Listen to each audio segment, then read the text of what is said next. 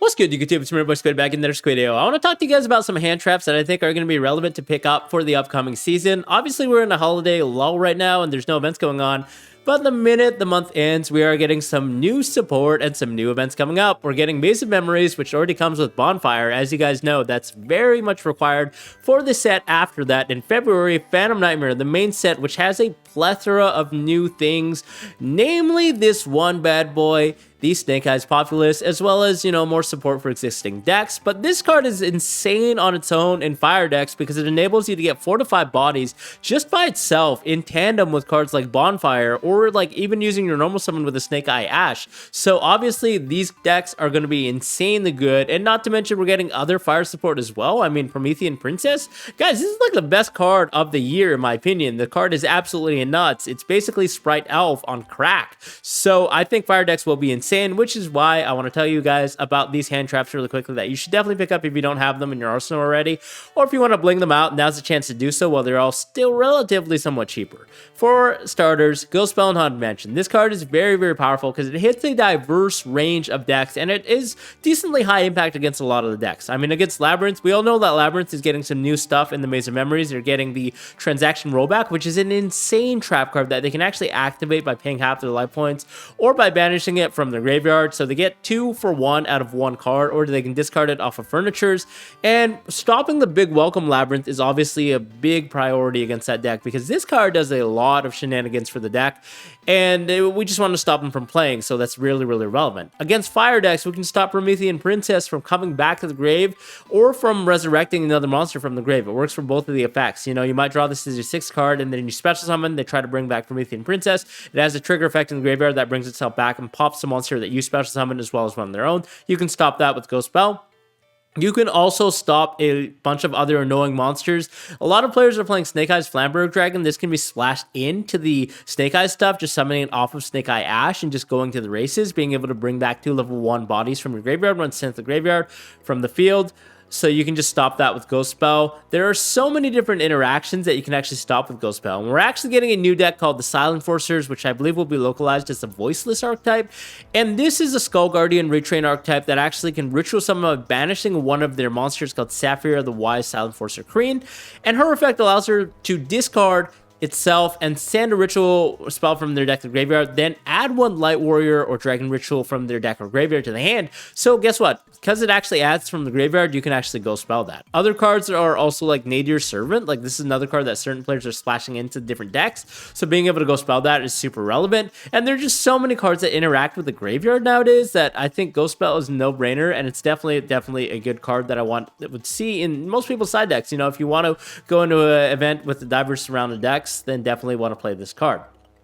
Now next, similar to Ghost Spell, I've been kind of talking about this in the previous couple of Squidios, but Skullmeister is also a very, very powerful card. This says when a card effect is activated in your opponent's graveyard, quick effect, you discard this to negate that effect. The nice thing about this specifically is the fact that it's also a Fiend monster that's a level 4 with a 1700 attack body. That is huge for hand traps. If you guys don't know, like, hand traps do not have attack stats. They're always like big defense and like 0 attack, right? Or minimal attack. So having a beater is always a good thing. But on top of all that, there are a lot of things that trigger in the graveyard, right? We just talked about Promethean Princess. It triggers to bring itself back. You can stop that with Skullmeister. You can obviously stop the effect of Ritual Summon off of Saphira as well in the graveyard. You can stop the Flamberg Dragon and the effect in the graveyard. You can stop Transaction Rollback's effect in the graveyard. Obviously, you cannot hit all the cards that Ghost Spell can. You can't hit Big Welcome Labyrinth, but then there are cards that you can actually hit that Ghost Spell would not be able to interact with. For example, the Unchained cards. Assuming this is still a deck after the ban list that we get in January or February or whenever the heck Konami decides to release a ban list, these cards can actually be interacted with off of Skullmeister, which serves as, more copies of Ash to stop these effects from special summoning in the graveyard, stopping the effects from triggering the graveyard as well.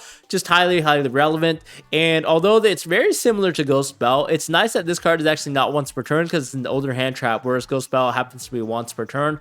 So being able to Skullmeister multiple times, or it might even be correct to play multiple copies of Skullmeister in tandem with multiple copies of Ghost Spell, so you never have the lower chance to draw multiple copies of the Ghost Spell and just be stuck with them being only able to activate 1, right? So Skullmeister, I think, is a decent card. I'm not saying it's the best card in the world that necessarily be played, but it's still good enough to the point where I think it could be some serious consideration. And while the copies are cheap right now, might as well pick them up before the hype draws the card to go up, right?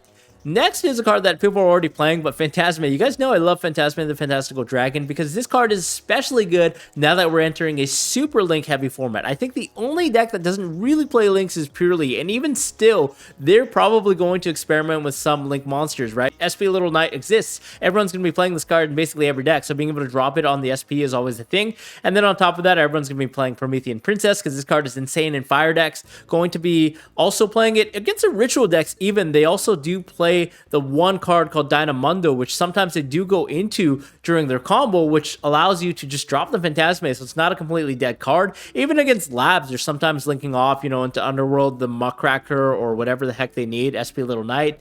And best of all, against certain fire decks like Fire King, you can actually draw 3 cards instead of just 2 with Phantasmay by using it on the moment that they go into Salamangreat Great Sunlight will play, where they resurrect their Link Karibo underneath it to trigger the effect. That then puts 2 Link bodies on the board, so you're able to drop the Phantasmay immediately, draw 3 cards, put back 2. It's just absolutely insane. So in my opinion, a card that allows you to mulligan in a game like Yu-Gi-Oh, where there's no mana restrictions and there's no mulliganing normally outside of a card like this, it's definitely a no-brainer. I would love to fix my hand, draw into more hand traps, put back bricks, put back multiple cards that you don't want to see, and have a body that negates targeting effects on the board. I think it's no-brainer.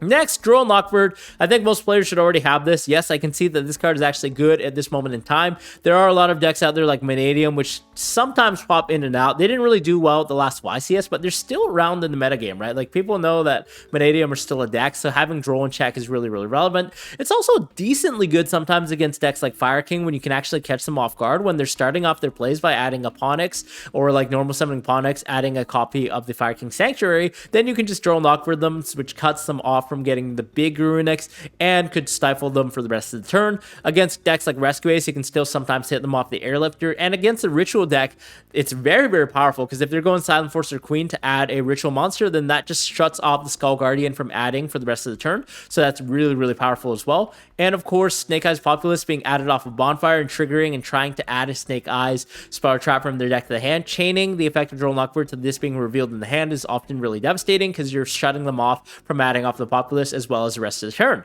And then the last hand trap that I want to talk to you guys about is none other than Artifact Lancea. This is really, really good against the Infernoid stuff that we are going to get sometime this year. Now, there's no release date in the TCG yet for the Terminal World set, but it's just been dropped in the OCG, and it's already decently good because Infernoids have this insane combo with Snake Eye cards. They happen to combo well off Populace because the Infernoid actually does have a level 1 fire monster. If you guys have already forgotten, Decatron is a fire monster, and he's not once per turn because he's an older card, so you're able to loop him back over and over and over again with cards like Flamberg Dragon, just resurrecting him from the grave, and then from there just dump like all of your Infernoid names into the graveyard. So it's absolutely insane, and Lancea just shuts him off for the entirety of the turn, which is something that you definitely have to consider. Now, there's another archetype in that same set that actually banishes as well, and that's none other than the Spiritual Beast monsters. We're getting insane support for these guys. They can actually banish themselves to contact Fuse from the grave, so making sure that we actually have